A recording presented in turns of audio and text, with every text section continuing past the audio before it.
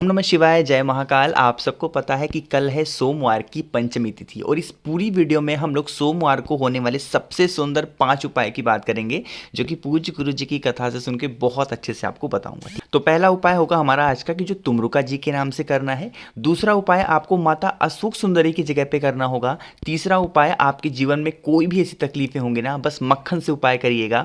और चौथा उपाय आपको चावल से करना है। ठीक है, बहुत ध्यान से सुनिएगा और समझने की कोशिश करिएगा। ठीक है, चलो सबसे पहले उपाय की हम लोग बात करते हैं, जो कि आपको तुमरुका जी के नाम से करना होगा। क्योंकि भैया इस उपाय को करने से बेनिफिट क्या होगा, फायदा क्या होगा? कई फायदे होंगे। पहला फायदा तो ये होगा कि आपके घर में अगर कोई बहुत ज़्यादा क्लेश करता हो, बहुत ज़्यादा गुस्सा करता हो, उसके लिए कर सकते हैं। दूसरा, आपके घर में धन संपदा नहीं आती, उसके लिए कर सकते हैं। और तीसरा, आप उसके लिए भी कर सकते हैं कि अगर आपकी कोई मनोकामना पूरी नहीं हो रही। ठीक है, इन तीनों चीज़ों को बताऊंगा। सुनो, स्क्रीन पर आपको कलश दिख रहा होगा। ठीक है, तांबे का लोटा लेना और तांबे के लोटे में अपने घर से जल भरना। ठीक है, जल को भर लिया और उसके बाद इस कलश को लेके पहुंच जाना महादेव के शिवलिंग के पास। इस उपाय को सुबह करना चाहो सुबह करो, शाम को करना चाहो शाम को करो, लेकिन सोमवार के दिन ही करना है। ठीक है, पहुंचने के बाद फेस किधर रखोगे? उत्तर दिशा की तरफ। ठीक है, उस कलश के अंदर कुछ आपको डालने की जरूरत बिल्कुल भी नहीं है। महादेव के शिवलिंग के ठीक ऊपर अगर आपकी कोई भी ऐसी मनोकामना जो अधूरी है, तो महादेव के शिवलिंग के ठीक ऊपर तुमरुका जी के नाम से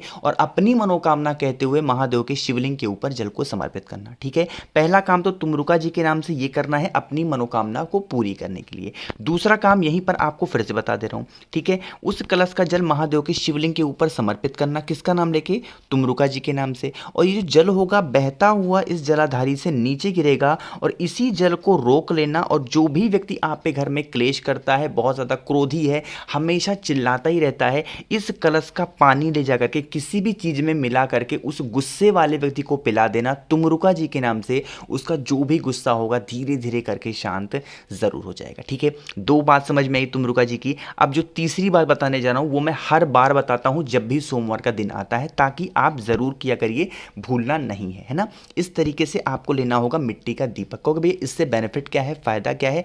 अगर आपके यहां धन संपदा नहीं आती ना, तो इस काम को जरूर करना। ठीक है, मिट्टी का दीपक लिया, इस मिट्टी के दीपक में घी भरोगे। गौ माता का घी भरना होगा, भैंस का घी मत भरना। ठीक है, बात आई समझ में। उसके बाद आपको लंबी बत्ती लगानी होगी, गोल बत्ती नहीं लगानी है। लंबी बत्ती का दिया घी का भोलेनाथ के मंदिर में ले जाकर के लगाना होगा। और जब आपका दीपक जल जाए या फिर दीपक जलने से पहले उसी घी में आपको थोड़ा सा एक चुटकी काला तिल डाल करके और उस दीपक को महादेव के शिवलिंग के सामने ले जाकर के जला देना तुमरुका जी के नाम से। जो भी व्यक्ति सोमवार के दिन शाम के टाइम पे प्रदोष काल में इस उपाय को कर लेता है, उसके घर में हमेशा धन संपदा बनी रहती है। ठीक है, पहले उपाय की बात हमने यहां पर कर ली है, जिसमें 3 चीजें मैंने आपको बताई हैं। अब हम लोग बात करते हैं अपने दूसरे उपाय की, जो कि माता अशोक सुंदरी की जगह पे आपको करना होगा, है ना। देखो, बहुत ही आसान सा उपाय है, सिर्फ समझने की बात है। ठीक, देखो स्क्रीन पर क्या दिख रहा है, यहां पर आपको दिख रहा होगा बेलपत्र, है ना। कितनी बेलपत्र चाहिए? मात्र एक बेलपत्र की जरूरत होगी, ज्यादा नहीं लेना। ठीक है,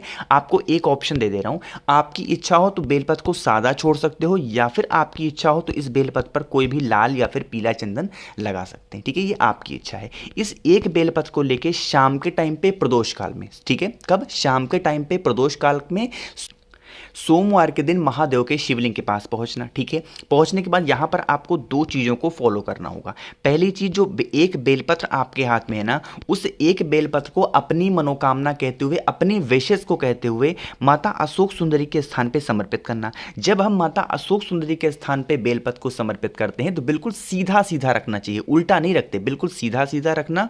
और डंडी होनी चाहिए जलाधारी की तरफ और पत्ती का भाग होगा महादेव की तरफ। ठीक है, एक बेलपत्र को समर्पित किया। अब यही माता अशोक सुंदरी की जगह पे जो बेलपत्र आपने समर्पित किया है, इसी बेलपत्र को उठा करके फिर महादेव के शिवलिंग के ठीक ऊपर समर्पित करना होगा, श्री शिवाय नमस्तुभ्यम का स्मरण करते हुए। ठीक है, इतना कर दिया। अब इस उपाय में थोड़ा सा बेलपत्र को महादेव के शिवलिंग के ऊपर चढ़ाने का नियम बदल जाता है। जैसे आप जिस साइड खड़े होकर के महादेव के शिवलिंग के ऊपर ये वाली बेलपत्र को चढ़ाएंगे, उसकी डंडी का जो भाग होगा वो होगा आपकी तरफ और पत्ती का भाग किधर हो जाएगा? माता अशोक सुंदरी की तरफ। तरफ। ठीक है, बात आई समझ में। अब ये जो बेलपत्र आपने महादेव के शिवलिंग के ठीक ऊपर समर्पित किया है, इसी बेलपत्र के ऊपर 1 लोटा शुद्ध जल तांबे के लोटे से चढ़ाना, किसी और कलश से नहीं चढ़ाना है।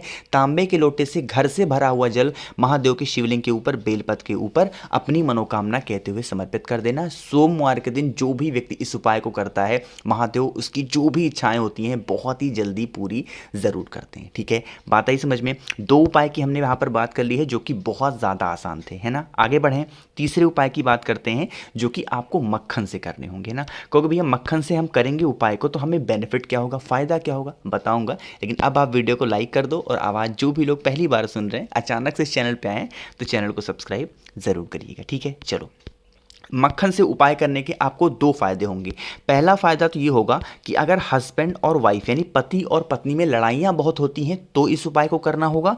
दूसरा, अगर आपके घर में बीमारी बहुत ज़्यादा है, छोटी छोटी लोग मेडिसिन दवा बहुत ज़्यादा खाते हैं तो करना होगा। ठीक है, स्क्रीन पर आपको मक्खन दिख रहा होगा। ठीक है, मार्केट में जाना, कहना भैया हमें मक्खन चाहिए, बहुत ही आसानी से मक्खन आपको मिल जाएगा। लेकिन अगर इस मक्खन को आप अपने घर पर निकाल लेते हैं ना तो इस उपाय का जो फायदा होगा ना आपको कुछ ही दिन में नजर जरूर आएगा। ठीक है, देखो मक्खन ले लिया, इस मक्खन को लेके पहुंच जाना महादेव के शिवलिंग के पास। सुबह जाना चाहो सुबह जाओ, शाम को जाना चाहो शाम को जाओ।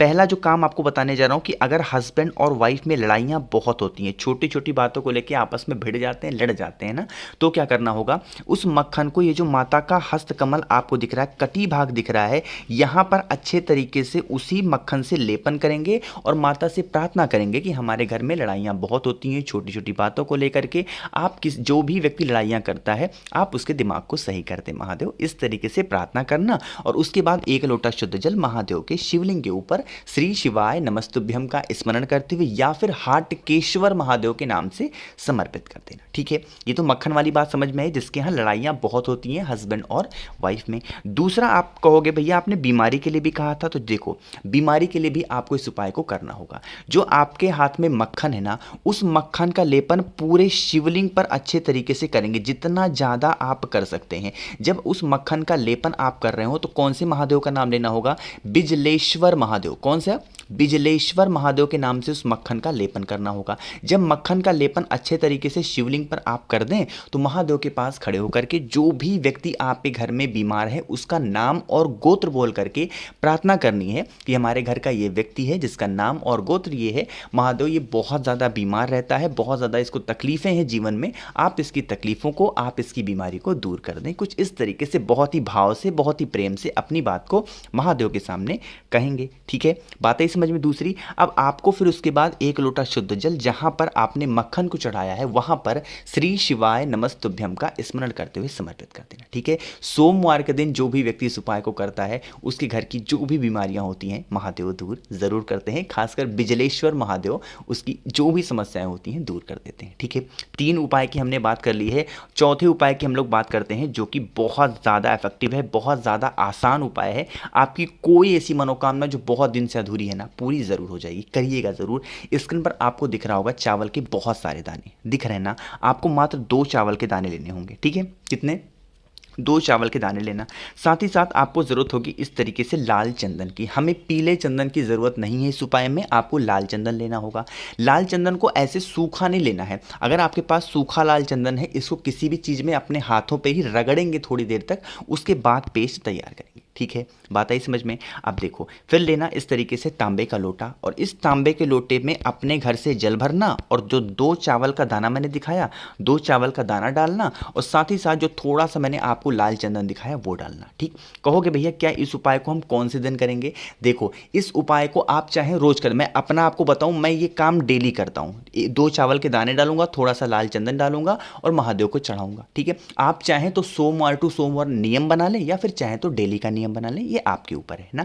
अब देखो ये जो जल है ना, इसको चढ़ाने का एक नियम है, उस कलश का जो आधा जल होगा बेल पेड़ के नीचे समर्पित करेंगे, पूरा जल नहीं, आधा जल बेल पेड़ के नीचे समर्पित करेंगे। चाहे ये बेल पेड़ आपके घर पे हो या फिर आपके घर के बाहर हो, कहीं पर भी बेल पेड़ के नीचे समर्पित करना। ठीक है, उस कलश का बाकी का बचा हुआ आधा जल महादेव के शिवलिंग के ऊपर श्री शिवाय नमस्तुभ्यम का स्मरण करते हुए अपनी मनोकामना कहते हुए समर्पित कर देना। ये जल बहता हुआ जलाधारी से नीचे आएगा, का दाहिने हाथ में पानी को लेना, जल को लेना और अपने दोनों आंखों पे लगा लेना और यहाँ पर खड़े होकर के 2 मिनट तक श्री शिवाय नमस्तुभ्यम का स्मरण कर लेना। जो भी मनोकामनाएं आपकी होंगी पूरी ज़रूर होंगी। सबसे अच्छी बात है इस उपाय की कि इस उपाय के लिए आपको मंदिर जाने की ज़रूरत नहीं है। चाहे तो मंदिर में कर सकते हैं या फिर चाहे तो आप अपने घर पर भी कर सकते हैं, कोई दिक्कत नहीं है। मैं आपको फिर से बता दूं कि ये 2 चावल का जो काम है ये मैं डेली जब भी महादेव को जल चढ़ाता हूँ 2 चावल के दाने डालूंगा और थोड़ा सा उसमें लाल चंदन डाल करके चढ़ाता हूँ। ये काम आप भी कर सकते हैं, ठीक है। मैंने आपको बहुत सारे उपाय बताए, बहुत ही प्यारे प्यारे बताए। तो वीडियो अगर आपको पसंद आती है तो लाइक ज़रूर किया करिए। कुछ पूछना हो, नहीं समझ में आता, नीचे कॉमेंट में पूछा करिए। फ़ोन पर बातें करनी है तो इंस्टाग्राम पर फॉलो कर लो द नेचुरल प्लैनेट 108। आवाज़ जो भी लोग पहली बार सुन रहे हैं चैनल को सब्सक्राइब ज़रूर करिएगा। ओम नमः शिवाय, जय महाकाल।